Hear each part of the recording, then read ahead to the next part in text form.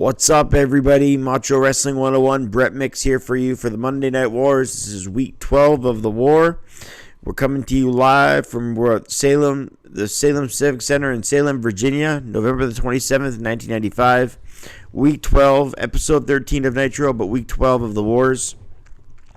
Won't make you wait for ratings in this one. Nitro drew a 2.5 to WWF's 2.3, so a big win here for the Nitro brand in the WCW. This was the night after World War III. The World War III saw a new world champion in the Macho Man Randy Savage, who won the Battle Royal to win the World War III World Heavyweight title. So this Nitro, again, the beat Raw with a 2.5 rating, was commentated by Steve McMichael, Eric Bischoff, and Bobby the Brain Heenan. Nitro begins with Bischoff saying we have a new world champion in Savage. Bischoff says Hogan and Savage will be face-to-face tonight, as there's a bit of a controversy. McMichael says Sting and Luger will team, and they're all friends tonight. Hogan says the dark side of Hogan is over. In a promo, he dressed in yellow and red as he rips the black off.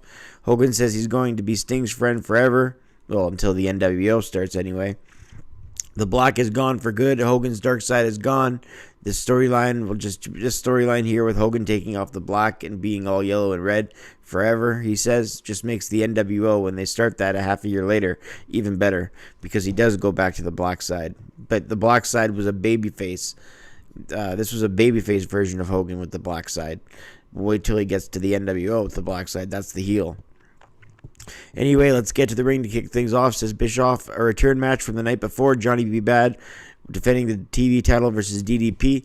DDP's wife, Kimberly, is called Diamond Doll, and she comes out with Johnny B. Bad. So last night, B. Bad won her over, I guess. B. Bad, I call him B. Bad. He's Mark Marrow.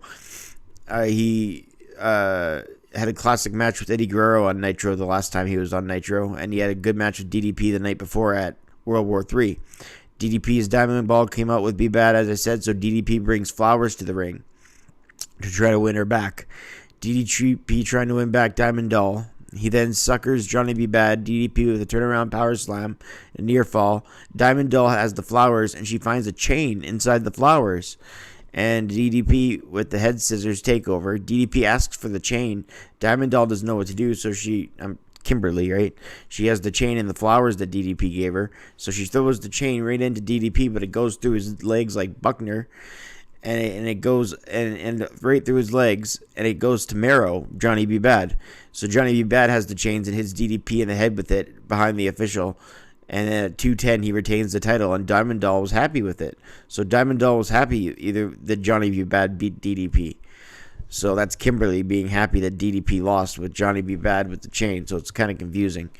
DDP brought her flowers with the chain inside it, and then all of a sudden that happened. That was just my phone, by the way, guys. So don't check your phone if you hear the ping there. Anyways, I know that happens in videos sometimes where I'm watching a video and I think it's my phone, but the video is actually the person on the video. Anyways, Mean Gene actually first talks to Sullivan and Jimmy Hart. He said Luger could have held the torture rack, the world title, but Hogan's in stitches. Jimmy Hart says Luger and Sting go back, and that's why they can team up, but Hogan is still on the radar. So Akira Hokuto and Bull Nakano with Sonny Ono take on Cutie Suzuki and Mayumi Ozaki. Yeah, I'm not going to be doing play-by-play with this one.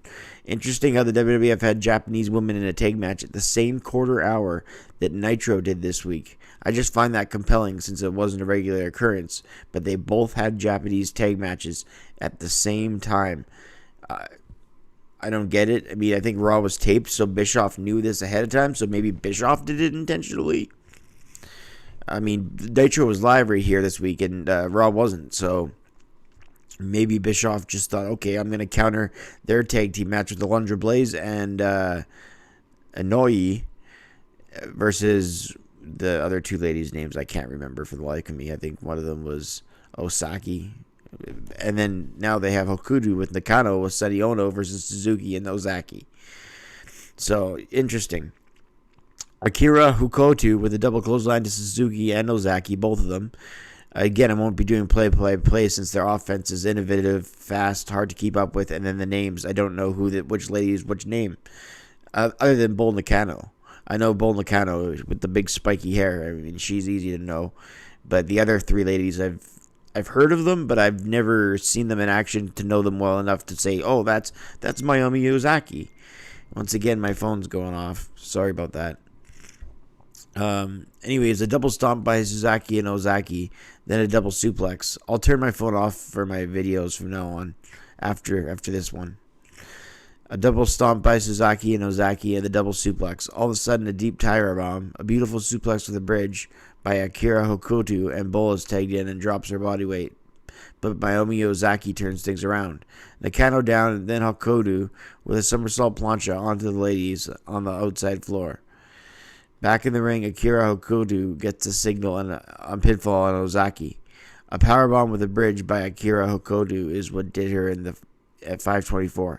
Definitely a good match. I rated 2 stars and 3/4. So Bischoff outdid McMahon with the Japanese ladies. I believe that was a higher rating than I gave the match on Raw. Hulk Hogan took on Hugh Morris next. Hogan black in the yellow and red. In the Dungeon of Doom added Hugh Morris to their stable. Hogan and Morris with the strength and power. Hogan looks so weird without his mustache. An armbar takeover, a rake of the eyes by Morris. Morris with the crushing forearm shots and clothesline Morris down.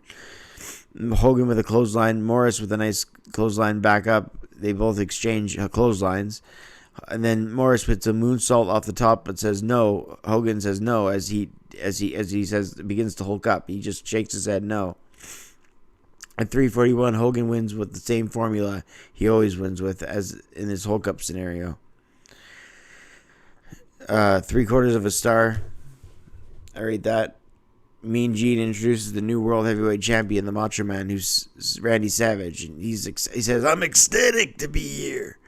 I'm going to be one. He says, whether I'm champion for one day or forever in a day, be ready to face everyone.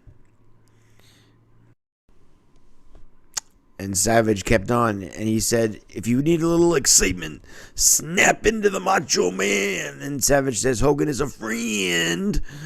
But Hogan comes out and says, Savage, there were 2 men not eliminated in the match. And it says Hogan on that world title belt. And Savage says, I'm planning on changing it.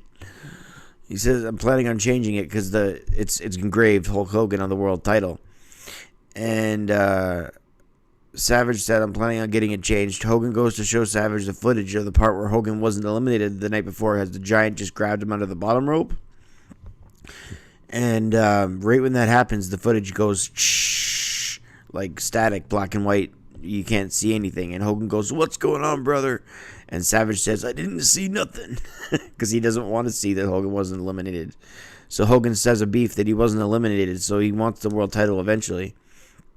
Out comes the Giant. The Giant levels Savage from behind and then levels Hogan. Then the Stinger comes in to attack the Giant. The Hogan is getting choke slammed.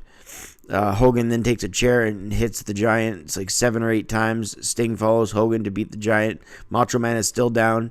Savage being down. And then that's how the segment ends. Hogan chasing Giant out with a chair. Sting following him. Savage being down. Bischoff knows of the Michaels concussion angle the week before. It's almost like Bischoff was winking at McMahon with Savage being hurt because there was the continuation of Savage being down. Also, Bischoff questions Sting's intentions, calling off Hogan the Giant. What's this about? Why did Hogan do what he did with the Giant and so on?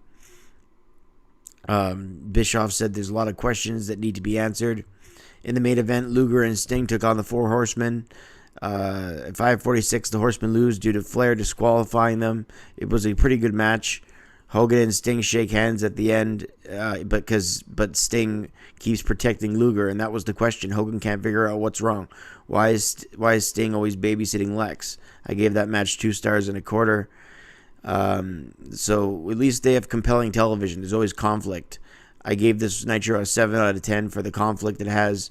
They want to do an update on Savage, the world champion. So week 12 drew 5.3 to 5 or 2.5 to 2.3 for Nitro. I gave it a 7 out of 10, and now the record is 5 wins, 5 losses, and 2 draws for Nitro and Raw. So that's this week's Nitro review. I'm Brett Mix. Stay tuned for the next ones, and I'm out.